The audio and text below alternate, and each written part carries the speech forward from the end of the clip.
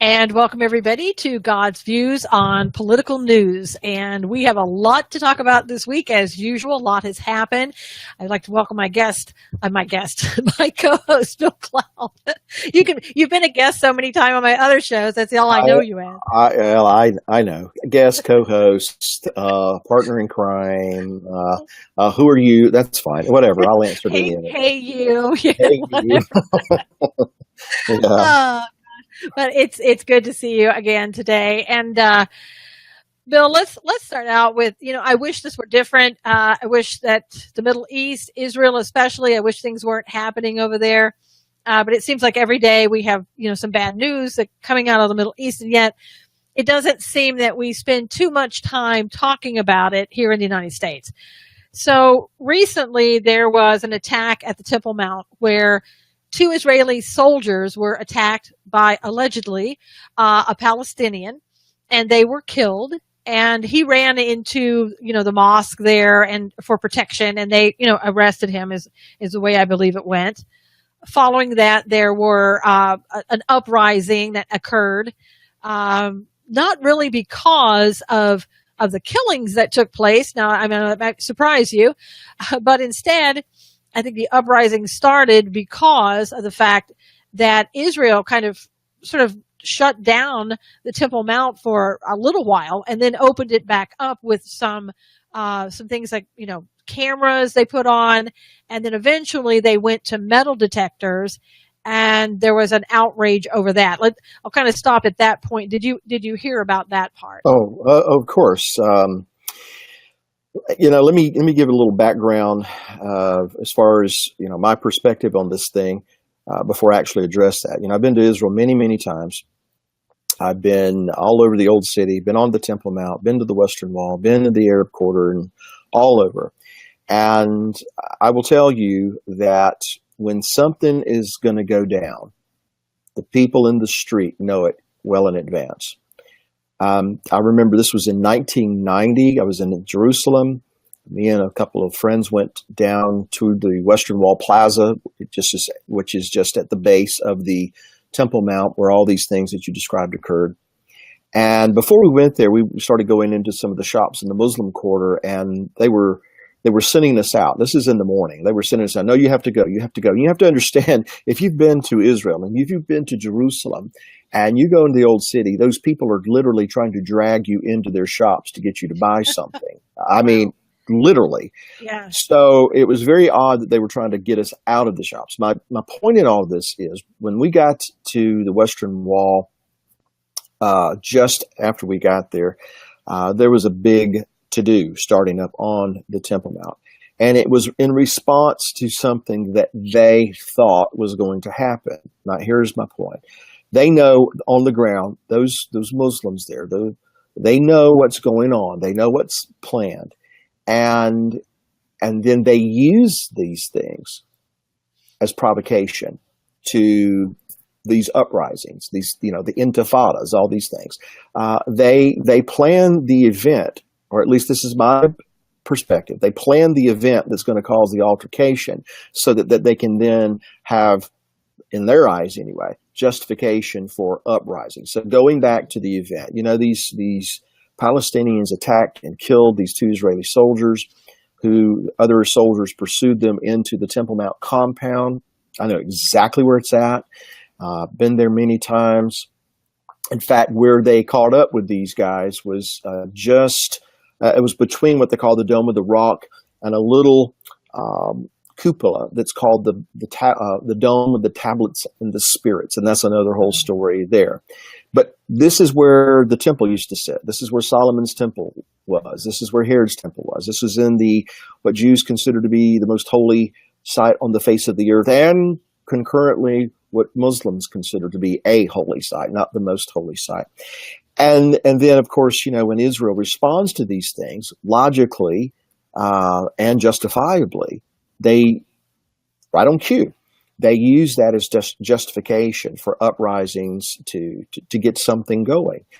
And what is maddening to me about this, aside from people being killed, innocent people being killed, and then Israel responding, is you've got European countries, you've got countries elsewhere that are wanting to condemn Israel for responding. And why are you doing this? Why are you putting up metal detectors?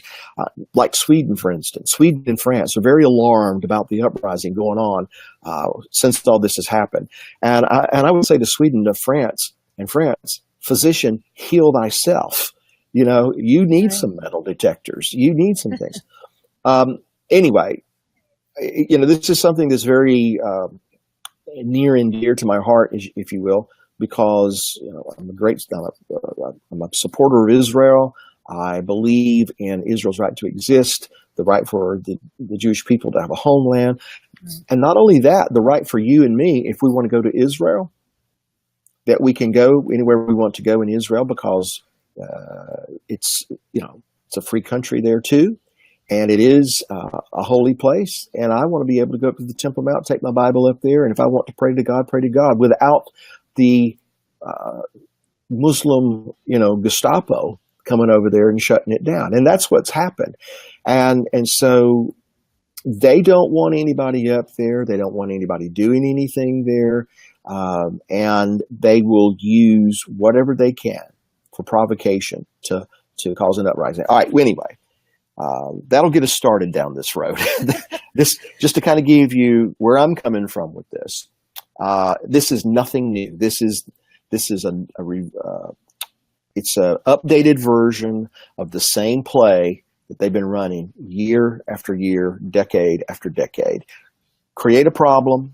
Israelis respond to it. They know they're going to respond to it. Use that as justification for an uprising, and then to get all the European powers and the Western powers to come down on Israel so that we can get what we want. And I have to wonder too, with all this talk with President Trump and talking about, well, we're going to send Jared Kushner over there, which he did go over to Israel, and he went and talked to Mahmoud Abbas. One has to wonder if they saw the Palestinians saw this and thought, we've got to put an end to this peace talk. We've got to show people that we don't want to be friends with Israel, in some subtle little way.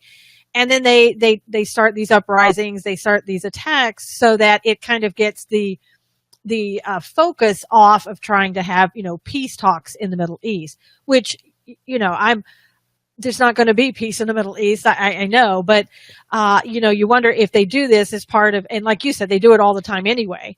And maybe this triggered them to go out and just do it right now because of the fact there's so much talk about it. Go ahead. I was just going to say, I think they want peace talks, but not PEACE.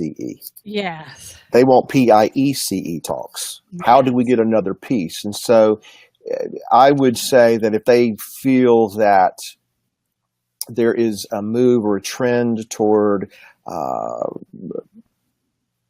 strengthening Israel's position in these talks, then yes, they would want to derail that. They would want to upset. And let me interject this real quick while it's on my mind.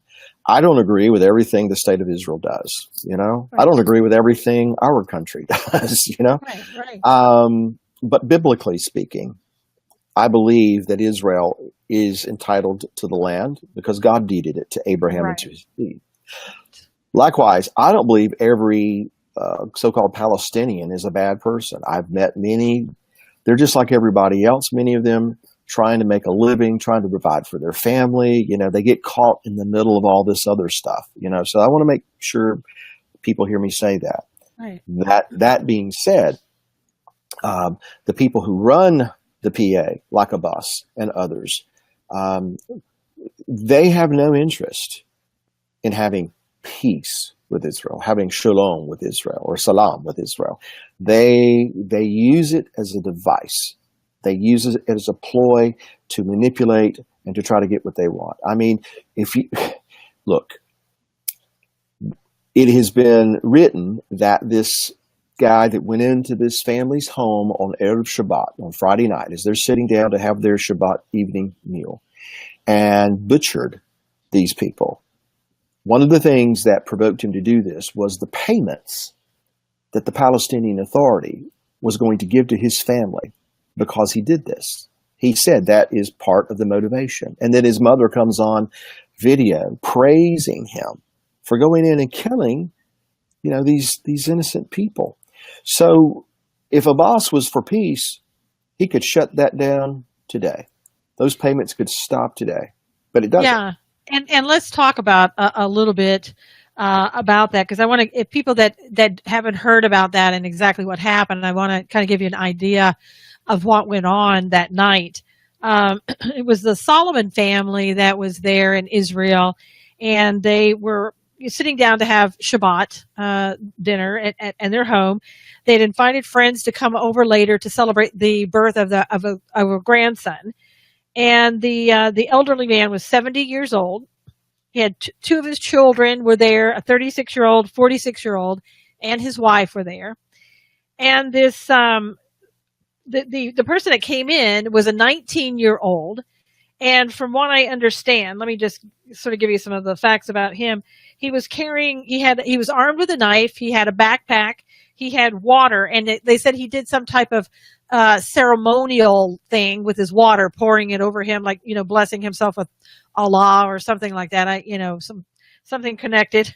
And he had a Quran, a wallet, and the water with him. Went into the house, and stabbed these people to death. And all of them died except the elderly man's wife, who was in the hospital. I don't know if she's since passed away, but she didn't that night.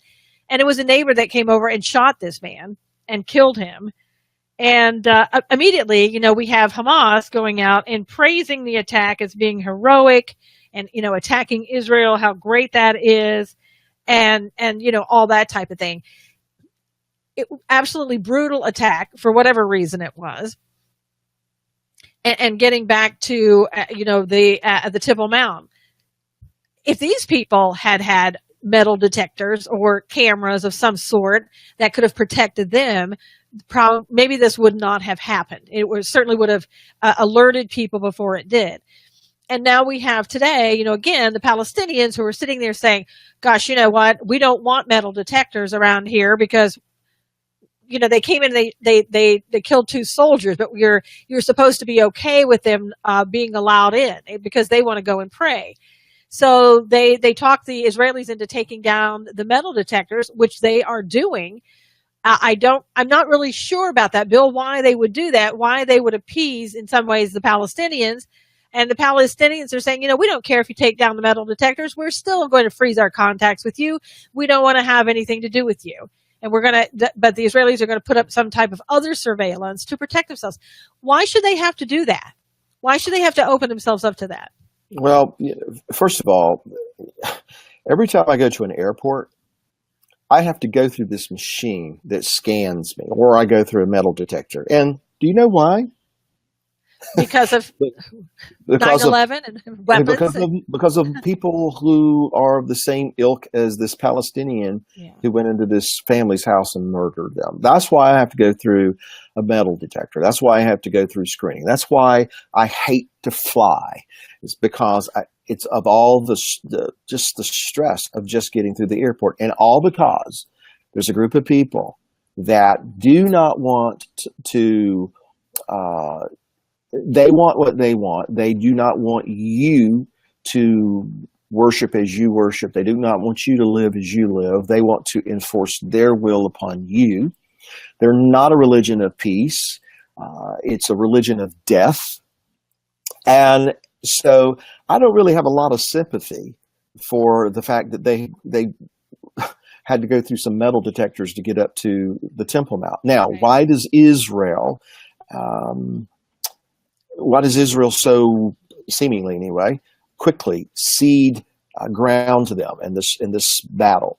Number one, Israel's biggest problem, as far as I'm concerned, and this has been the case for God's people throughout history, is not so much the external foe that poses the bigger problem. It's always the enemy within. And Israel has had a mindset of, we want to make sure the nations of the world stay happy with us because we want everybody to like us. Now that's generally speaking. Netanyahu, I think he's a little bit more geared toward doing what's best in the best interest of Israel. But generally speaking, Israelis have a mindset, and particularly along the coast in Tel Aviv and Haifa and these more secular places. They're like, I'll just give it to them. Let's just, we want peace. We don't want all this turmoil all the time.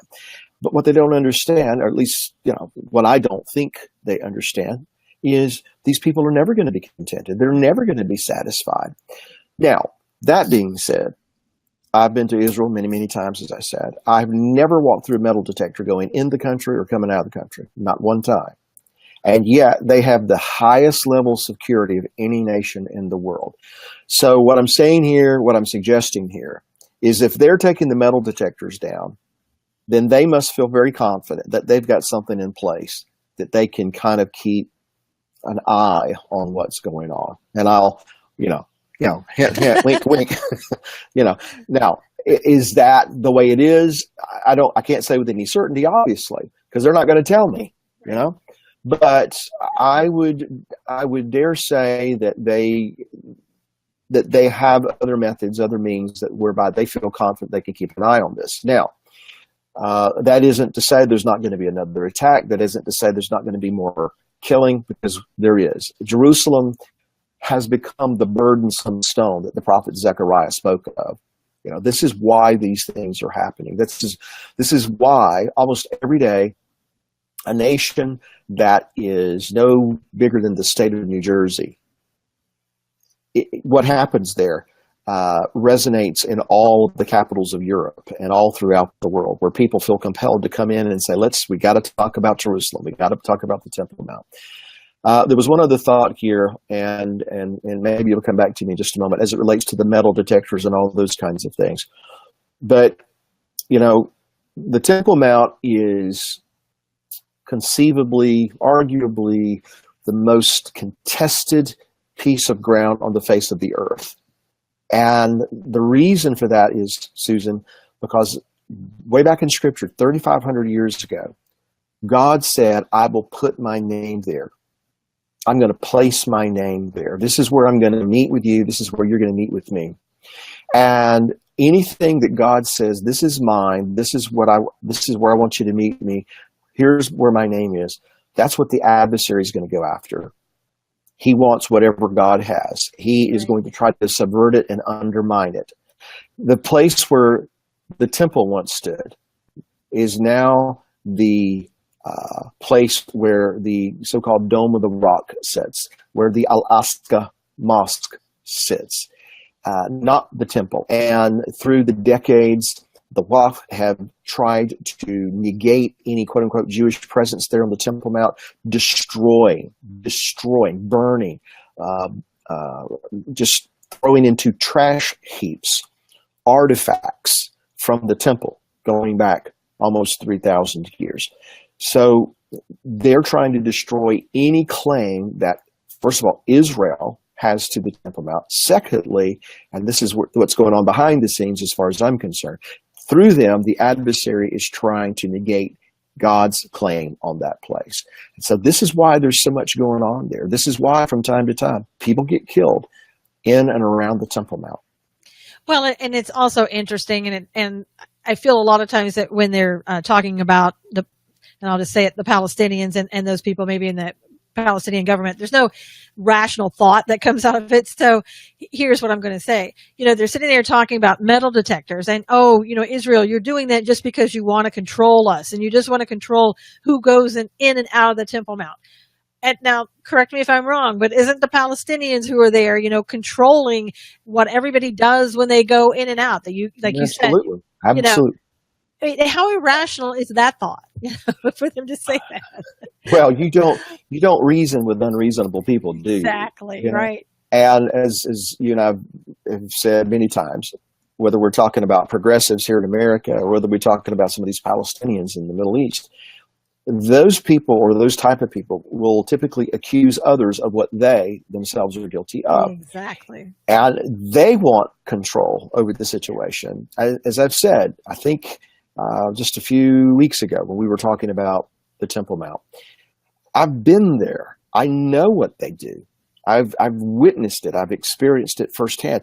I can't walk up there with my Bible. If I put it in my bag and I don't bring it out, fine.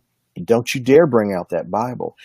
The the place where these guys who killed these two IDF soldiers just inside the Lion's Gate, some people call it St. Stephen's Gate. I have a personal story about that particular area involving a Palestinian. But when they killed these two IDF soldiers and they ran up into the Temple Mount compound, they were shot in the area around what's called the Dome of the Tablets of the Spirits. All right, so personal perspective here. Years ago, when I and some others were standing in that very place at the Dome of the Tablets and the Spirits, because there's some of us who believe that that's where the Holy of Holies was. We were standing there and we were just discussing things, and then we were going to go pray, or we were going to pray. And we had these little spies all around us who were listening to every word we had to say, who, if they thought we were read a scripture or anything like that, they would stick in, no.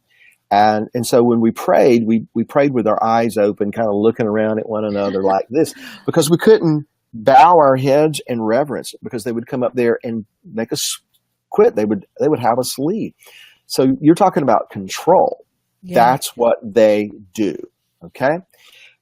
When in 1967, when the Temple Mount was, and these are my words, liberated from the true occupiers, from a biblical point of view, not a political point of view. But when the Temple Mount and the old city of Jerusalem was liberated during the 6-Day War, Israel had control of the Temple Mount. There were already calls at that point in time for the rebuilding of the temple. But Moshe Dayan made the decision to kind of, soothe and calm the very volatile situation down, decided to turn control of the Temple Mount back over to the Waqf and give control back to them. And some people say, well, that was a mistake.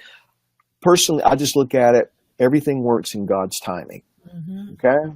So it factors into God's plan somehow. But back to the main point, the Israelis didn't have to do that. Right. They did that.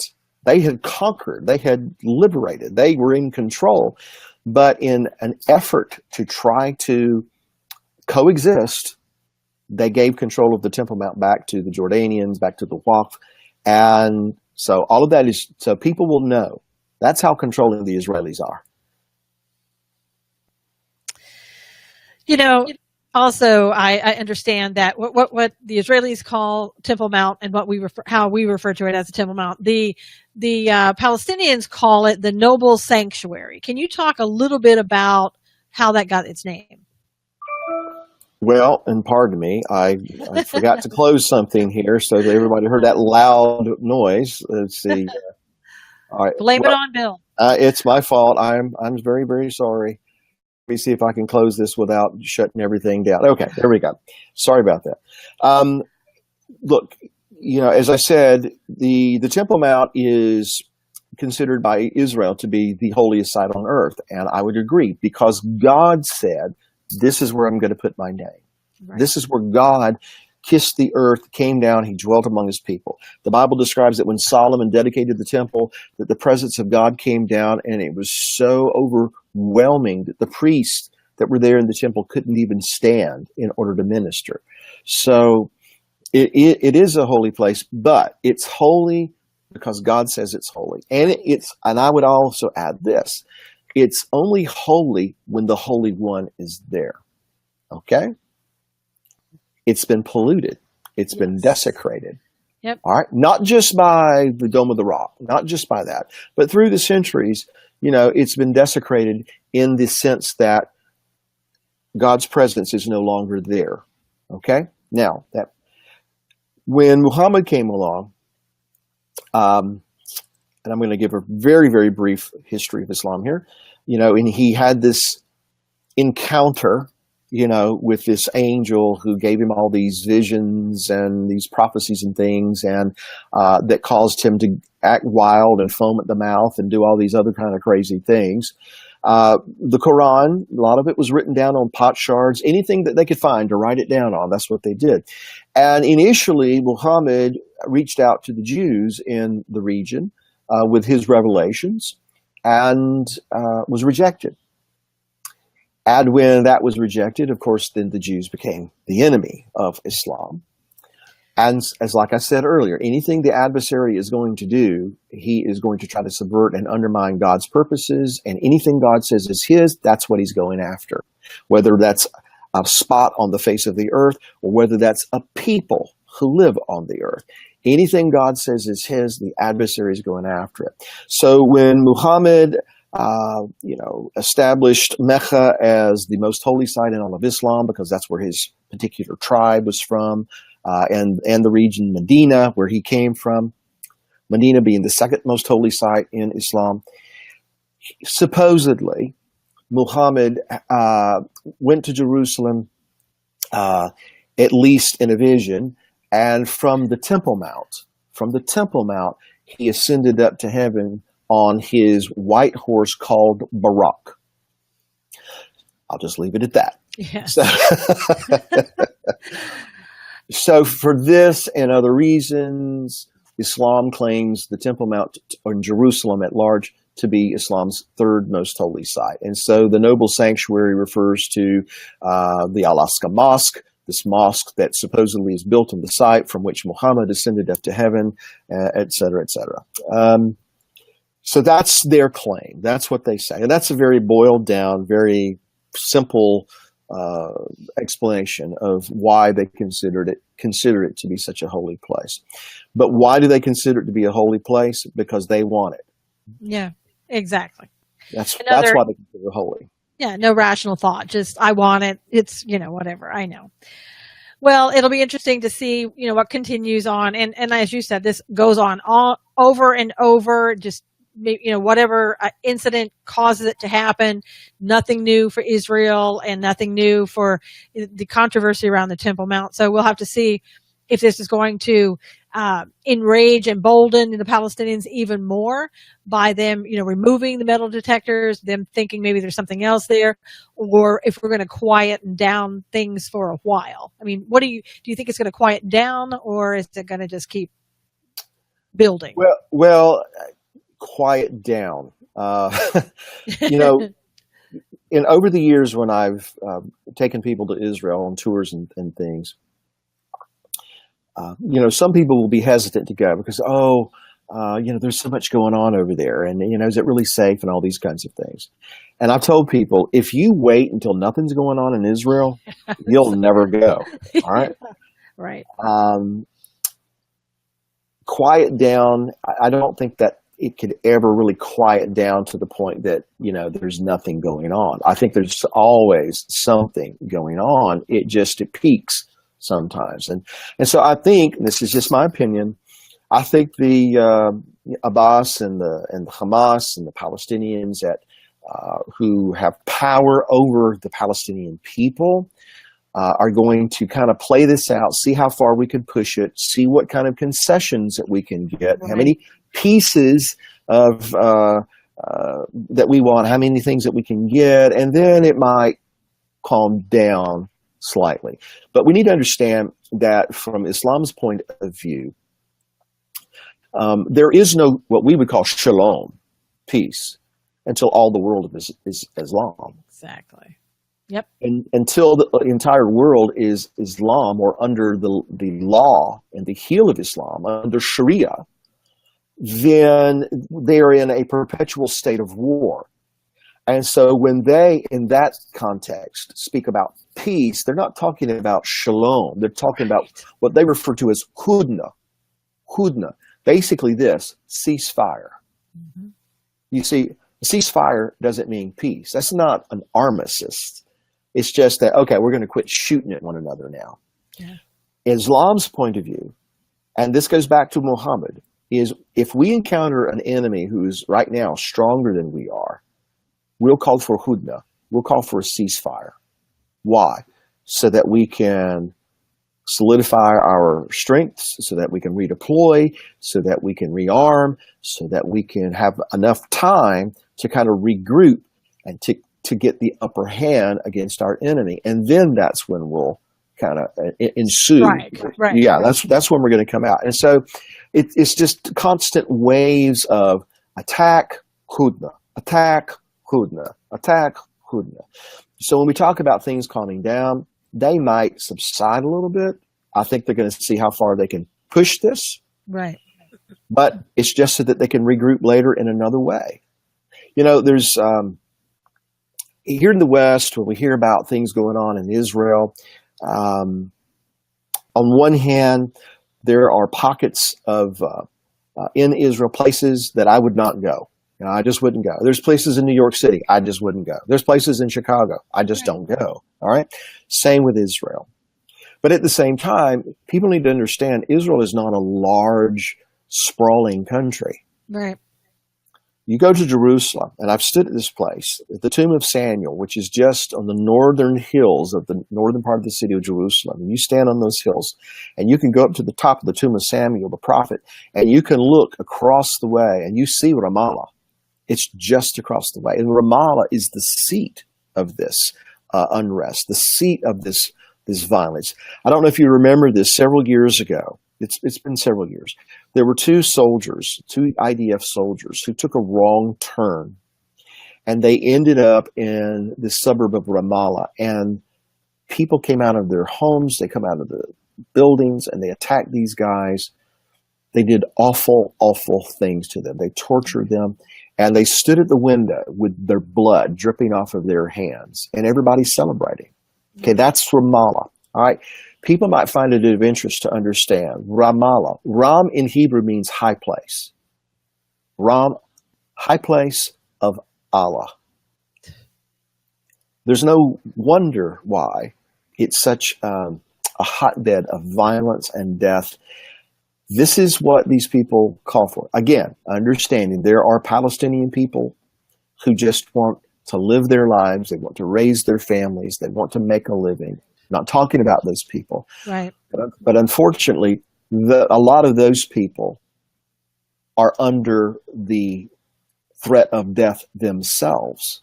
Exactly. If they don't go along with what Hamas or Hezbollah or it's called the PA now, but it used to be the PLO. Right. What Abbas and all these people are telling them to do or what to say and how to think. That's the sad part of that. But it's never going to go away until Messiah comes. Exactly. And now Jeffrey had a question back when we were talking about the Temple Mount. He said, could this event with Israel now in control fulfill biblical prophecy about the building of the third temple? Could it? Yeah, it could. There are Jewish people right now, in the last few days since all of this have happened, have tried to seize the opportunity to go up to the Temple Mount and openly pray. Now, they were shut down. The soldiers, I think some of them reluctantly, but nonetheless, having to do their duty, they shut them down. They escorted them off the Temple Mount. All right? So there still isn't any, at least what we can detect, there still isn't any inclination for the politicians to seize upon this opportunity. And frankly, Susan, if Israel were to try to push that at this moment, at this time, it most likely would be World War III. I mean, imagine what would happen if somebody in the government of Israel started talking about rebuilding the temple. They're freaking out, that is the Palestinians, because they put metal detectors there. Right. Can you imagine what would happen if they tried to put the temple up there? So I say, could it have a role in it? Sure it could. Am I looking for the temple to be rebuilt right away? No, I'm not, because the political climate isn't there yet. Too early for that. That's my opinion. It could change tomorrow, but right now I don't see politicians moving in that direction. And let me go ahead and throw this out there. Now, this is going back about 30 years. You should go to Israel, Robin. Everybody needs to go at least once. All right. About 30 years ago, roughly, and I've met this man before he died. His name was Rabbi Yehuda Getz. He was the rabbi who was over all holy places in Israel. And they had, since the 67 war, been doing excavations along the Temple Mount. And these excavations eventually became known as the Western Wall Heritage foundation, but a lot of people just call it the Rabbi's Tunnel, because you can go underneath the old city of Jerusalem, and you can walk through all these tunnels that in the Messiah's day were at street level. Wow. But these tunnels go throughout, there's just chamber after chamber, and you can actually walk back to where you're eye to eye with the bedrock of Mount Moriah and see stones that the artisans from Solomon's day put there, built there. All right, here's where I'm going with this. During these excavations, they happened upon a chamber that went underneath the Temple Mount. And Rabbi Yehuda Getz, even though he didn't tell us this directly, it was told to us on his behalf indirectly. He and a group of people went investigating these chambers because he was searching for the Ark of the Covenant, because they have a tradition that the Ark of the Covenant was hidden underneath the Temple Mount in a chamber, in the wood chamber, what was wood chamber back in Solomon's day. And so he went to investigate. Before they could do that, the Muslims were coming down from the top to stop this. World War III almost broke out right then and there. Okay, and this was in like 84, 85, 86, something like that. A point, they're both listening to one another, watching one another, because the Muslims know that it is the Temple Mount. They know the Jewish temple sat there, and they have read the prophecies, and they know that Israel wants to rebuild a temple, and so they're going to try to do everything in their power to stop that. The reason there's a Muslim cemetery in front of what we call the Eastern Gate, it's also called the Golden Gate, is because they've read the prophecy in Ezekiel where the king, the Messiah, is going to come, and he's going to go through that gate. That's why the Ottomans sealed it up and planted dead bodies, because they know that Jews would not continue by coming in contact with something. They know what the Bible says. Satan quoted scripture to Jesus. Psalm 91. He says, look, jump off, because it said, it's written, the angels have charge over you, and he will not allow you to dash your foot against a stone. He knows what the scripture says. So back to the question, does this give opportunity for the temple to be rebuilt? I think it's another stepping stone toward that kind of a scenario. I don't believe we're quite there yet, because everything's going to happen in God's time. And the people who control the Palestinian people today and the powers that be in the Islamic world are going to fight it tooth and nail. So I said all that to say this. Bill's opinion. It's going to take something cataclysmic happening in the Middle East for there to be an environment by which the world, including a large part of the Islamic world, is okay with the Jewish presence being up on the Temple Mount alongside their presence being up on the Temple Mount. Now, that's just my opinion, but you asked the question. Well, actually, Jeff did, not me. No, I'm just kidding. Okay, well, Jeff asked the question, and you relayed the question. And I realize a lot of times, I run around Mount Sinai a few times to get to the point. But anyhow. That's okay. Now that we're talking about control and talking about in terms of the Israeli and the Palestinians, I want to kind of talk about something that's happening in the United States that also has in time, connotations to it. I want to get your opinion on this and the opinion of people who are in the chat room. And, please feel free to comment and ask questions on this. I don't know if you've heard, how many have heard about this. And there's a company in Wisconsin, and it's going to be the first company in the history of the United States that are going to be implanting microchips into their employees, but only those who volunteer for the time being. And people are saying, don't worry about it. We're not going to be tracking you. We're just putting this little chip, I know, that's about the size of a piece of rice, So that's all it is. We're going to put it in your hand. And what's going to happen is you're going to be able to pay for things. So you're not going to have money, You're going to be able to just scan your hand, pay for it. You're going to be able to log in and log out. You're going to be able to go in, into the building just with, swiping your hand. And so they have so far 50 people that have already volunteered to do this. And I'm guessing, a lot of people, they always talk about, well, let's volunteer on something. Well, as well as I do, Bill, if you've ever worked for anybody, you have peer pressure, you have pressure from management. It starts out being a volunteer thing, and then everybody else is doing it. Why aren't you? Aren't you a team player? My point is, I can see this going awry pretty fast. I can see this, being today something you could do to scan money that could be changed at any time into something else, into a tracking system. And it also sounds to me a little bit like the mark of the beast. What's your opinion? Well, first of all, what is this company? Do you have any?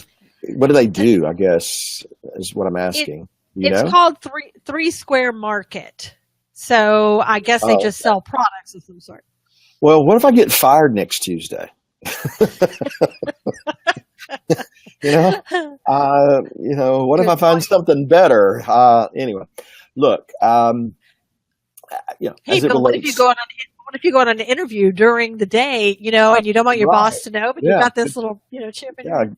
Good point. What if the company fails? All these different variables.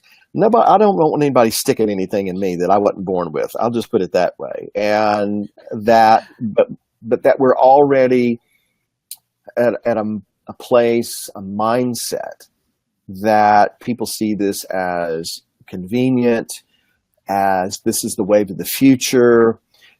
I can remember as a kid, there was a series of movies that came out, and it had to do with the return of the Lord, the tribulation, and all these kinds of things. And they were, quite frankly, kind of cheesy, really bad acting. It was back in the early 70s, But, they were already talking then about this, getting things implanted in you where people can track you, and under the guise of this is going to make your life so much easier, more convenient. And that's the way the adversary always sells his stuff. It's going to make your life easier. You're going to love this. Is it the mark of the beast? Or is it technology that will develop into being the mark of the beast? I'm not real certain about that, frankly. I've always kind of leaned toward the mark of the beast being something more ideological rather than technical, something more of a way we think and who has our heart rather than something someone has planted into my skin. I definitely don't feel that a tattoo of 666 is going to be the mark of the beast, because even the drunk at the end of the bar stool has seen The Omen. He knows that you don't do that. Right. But anyway, that being said, I do see it as an element of the beast system that says, this is going to make your life easier. We're going to go cashless, and at the same time, we can do whatever we want to. If they can tell where I'm at with my cell phone, and they can listen to conversations that I'm having with you because I have my cell phone here, then I'm sorry, I'm not going to buy this, that we're going to embed this chip in you, but we're not going to really keep tabs on you. Don't buy that for a moment. And if they can do it, then the government agencies can do it. And I can definitely foresee the time, maybe even in our lifetime, where people who are on Social Security, for instance, aren't being sent checks in the mail anymore, but you have to get this little implant in order to get your funds transferred to you electronically, and then you can go to the grocery store and you can buy things electronically. And yeah, I definitely can see that on the horizon, and how the beast system can use that. All right, so I want to distinguish here what I mean by beast system, the mindset, the Babylonian way of thinking, the control, between that and the mark of the beast. Because I think eventually what has to happen for it to be the mark of the beast, as far as Bill's concerned, it has to go from you viewing it as a convenience. It has to go from being something, well, this is what I have to do in order to do this, to be, this is something I want to do because it's in my heart. Do you understand what I'm trying to say here? I do get that. Yeah. Well, and one I can also see with this too is eventually them saying, hey, you know what? We can put a lot of stuff on a microchip. This will be a good thing for medical records. You'll have all of your Yeah. medical records scanned right here on this microchip, and it'll be so easy for you to go from doctor to doctor and take your medical records with you. And again, like you said, though, it's not about volunteering. It's about at a time where, or saying, okay, well, maybe that sounds good, but getting to how do we get from A to Z, where Z, we say, we really want to do this because we want to, basically, we want to bow down to the New World Order, Satan, and everything else. We want to be a part of it. That's where you have to go. The people who want to take the mark of the beast are going to say, I want to follow Satan. Is that what I'm kind of hearing you say? Yeah, because this is what we want to do. And consider that if your medical records are on this chip. All right, then couple that with this.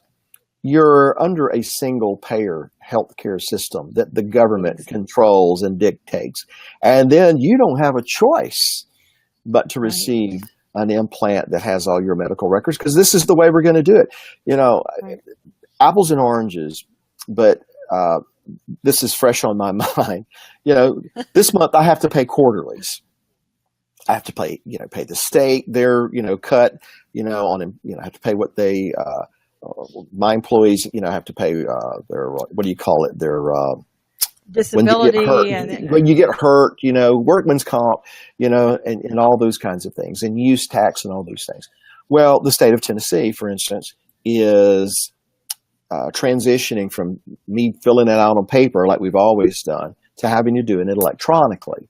All right. Which, by the way, every quarter because their websites never work properly. So if you're listening, state of Tennessee, kind of like Obamacare. Right. Exactly. But everything is transitioning electronically where the government's concerned. All right. And so if you have a single payer system, healthcare wise, good and well that they're going to make it convenient for them and sell it as convenience to you so that they can do whatever they want. They can say whatever they want. They have whatever they want. So that's what I mean by the beast system. 50 years ago, do you think the average person would have even considered consenting to something like this? No. But what's happening is slowly but surely our way of thinking is changing. We're becoming desensitized to all of these things. So what you just said and what the point we're trying to make is, it might be today that, well, they're having to do that. That's kind of weird. I don't think I would want to do that, but I can see why they would do things like that. It starts there, but it ends up, this is great. This is wonderful. I want to do this. Oh, thank you, whoever. Thank you, employer. Thank you, state agency. Thank you, Antichrist. Yeah. Well, and it's like Jeff saying, how easily can that chip be hacked? And that presents another whole problem in and of itself. You being accused of something, of somebody else coming in and implanting something in the chip, a myriad of problems on and on. I think part of the reason that we are getting to the place today that we're so accepting of these things, though, is you look back at millennials and those people that were born after 9/11, they've never known freedom that you and I have known, Bill. They've never known that. They've never known a time where, I don't know about you, but I was born and raised in the South, myself. And there was a time when I'm sorry. Go ahead. No, I do, but I do. But also, there was a time when we didn't lock our doors at night. We didn't even have keys to the door. We'd go on vacation and leave the door unlocked. So, who does that? If you did, nobody would even dream of doing that unless you lived off grid somewhere way far back that nobody even knew you were there. So, it's taking millennials, getting them prepared for the time, you just kind of subtly, like the enemy, you said, the enemy moves subtly on things, slowly if they have to, meticulously, and they get people to feel comfortable with it, and then they start getting people to, buy into it. And I think millennials are very susceptible because, and that's why I said at the beginning, I think probably 50 of those volunteers are millennials because they've never known, they don't see this as losing your freedom. They just see this as convenience. And they don't equate it like you and I do and go, oh my gosh, this is horrible. Of course I'm not going to do that. You're going to know everything about me, my whereabouts and everything else. And they're like, well, that's not a bad thing. And on the other hand, though, we could look at it and say, you know what, Bill, they already know where we are.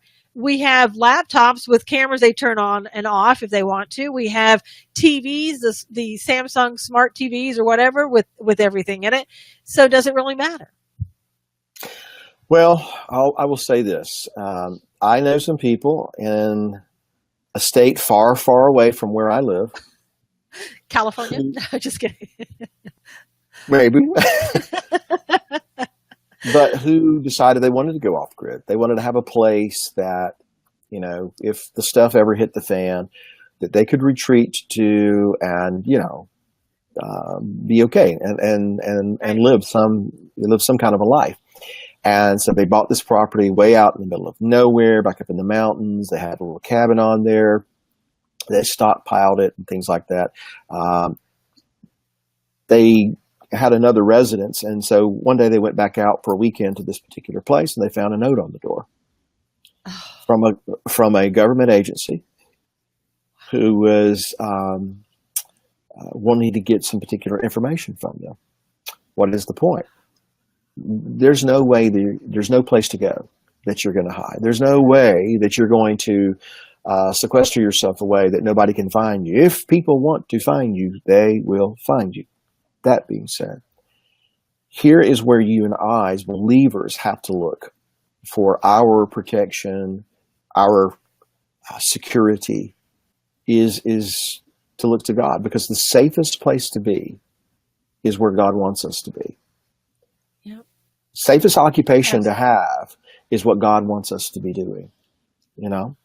That doesn't mean we won't encounter difficulty and enemies and trials and tribulations, because we will. These things were promised. But the point is, the only security is in God. Psalm 91, those who abide in the shadow of the Almighty, they find that secret place, wherever it may be. So you and I, I'm thinking we're probably close to the same age. We grew up in the same era. We grew up when you didn't lock the front door.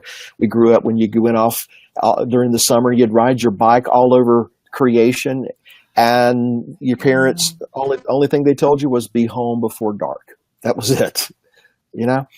We wouldn't think of doing that today. I wouldn't think of letting my children do something like that today, because the world is drastically changing. And so even as we're looking at all the evils and the murder and the violence and the control and the manipulation and all those things, here's what it should do for believers. Provoke us to retreat to our hiding place, that is the Creator, to find our refuge in Him and look to Him. We're not going to solve the world's problems.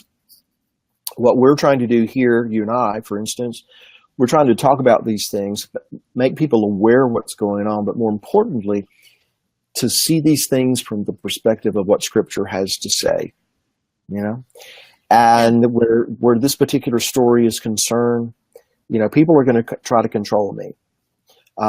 People are going to try to tell me what to do. But there's an old story that all of us have heard all of our lives if you went to Sunday school. And that is about these three Hebrew guys that were being told to bow down to worship this image, which, the mark of the beast related to image and all that kinds of things. So they're being told to bow down to this image. And lots of people were. Lots of their countrymen who came into Babylonian captivity with them were there and were bowing down to this image. But these three guys said, no, we're not going to do it. Because there's a higher law. There is one who is superior to you. As a matter of fact, He's the one who put you, Nebuchadnezzar, in power. He's the one who allows you to reign. He's the one who allows you to do what you're doing right now. But even if you kill us, even if you throw us into that fire, we're not going to bow down. We're not going to offend Him. Will rather offend you first. And you know the story, how it turns out. They were thrown into the fire. God didn't come down then and prevent them from having to go into the fire. It's just that He met them in the fire. and they walked Yeah. through the fire, and it did not touch them. It did not burn them. Their clothes didn't even smell like smoke. So might it be, Susan, that in all these things that are going on in the world, God's allowing some of these things to happen. He's allowing us to talk about these things to bring us to this point. What are you going to do? How are you going to respond? And are you going to trust me? And I want to be one of those guys that comes out of the fire and you can't even smell the smoke on me, because I decided, you know what? I'm going to obey him before I obey you. I think that's the day we're living in right now. Yeah, and I do. You make a really good point, because you can go and you can live off grid and you can try to get away from everything and everybody. But where probably you should be focused is on God, and not on how you're going to conquer here on the earth or survive on the earth or anything else, because we're only here for a short time, and we really are. And then the goal is to do what we're supposed to do while we're here, telling everybody, as many as we can, about God, hoping that they get saved so that they also can live eternity with God, and that's it. It's not about worrying about going off grid or how do we hide or how do we get around the smart meters. In California, we have smart meters on our house. They know how much during the day the electricity we use. They know when we're home. They know when we're not at home. It's a horrible way. I mean, it's ridiculous, to live like this, but it's what they claim they need to do. And so you could fight, and people did fight, but in the end, we all know how it's going to end. We know that this world is, and unless there's a revival, and this world's going to turn around, and even if it turns around, it's still going to end one day. It's still going to go back down. I mean, there's going to be a time where the earth disappears, God comes back, and we have a better life, And so I think if people, would focus more on that, then how do we, get around all this other stuff? We would probably all be better off. Seriously. Well, going back 2,000 years, in the days of Peter, James, John, Paul, they were having to deal with an oppressive government. They were having to deal with people trying to rule their lives. And yet those men, initially 12, but then, hundreds and thousands of others, because they believed in the Messiah, because they followed the Messiah, they dedicated their lives to the Messiah, they turned the world upside down. They turned Rome on its ear. Yeah, some of them went into the arena, some of them gave their lives, but they stayed focused. And that's what we're going to have to do. We live in the days of oppressive governments, apparently oppressive employers. We live in a day and time when there's over 1 billion people who would like nothing more than for you and me and people like you and us to just disappear, to die. Yep. And they're going to try their best to make that happen. My point is, nothing's really changed in that sense. The adversary's still at war with us. He's still at war with God's people. But there's a scripture that we've quoted all of our lives, if you've been a believer. It says, greater is he who is in me than he who is in the world. And so when we talk about these news items and we get upset, I get upset, we get frustrated, we get aggravated, we get mad, we want to do something. Nothing wrong with that, as long as we keep our focus where it needs to be. Right. And always remember that. I mean, that's the reason that we're here, and we're never going to make this into paradise on earth, So, but I think it's a great discussion today. A lot of things happening in the Middle East and here. We can kind of see that, control is in all places. The government, the whole key there, and the people, some of the people, is all about control. I think that was kind of the topic for today. And ultimately, God is in control, and that's what right. We have to remember. That is right. He really is in control. Right. So I want to thank everybody today for being here. Thank you for all your comments. Thank you for your support. Thank you for retweeting this and sharing this and everything else. We really appreciate it. Until next time, God bless everybody, and we'll see you again then. Take care.